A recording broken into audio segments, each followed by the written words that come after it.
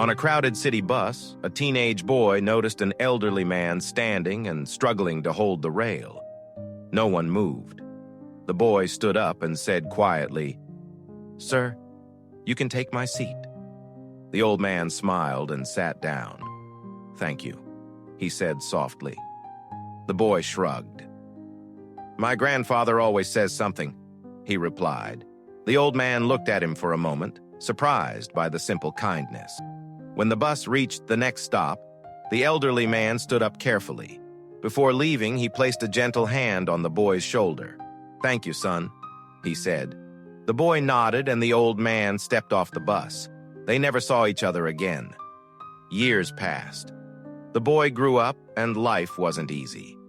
One evening, he sat nervously inside a courtroom. He had made a mistake, and now he was waiting to hear the judge's decision, waiting to hear what would happen to him.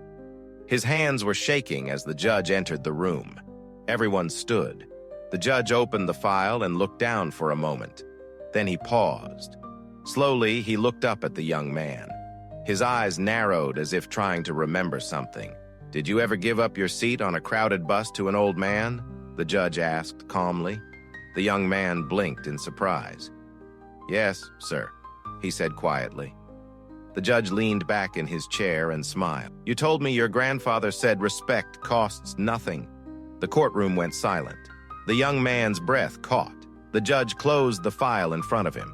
"That small act of respect stayed with me for years," he said. Then he tapped the desk gently.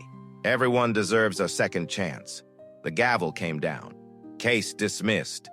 The young man stood there frozen, tears forming in his eyes.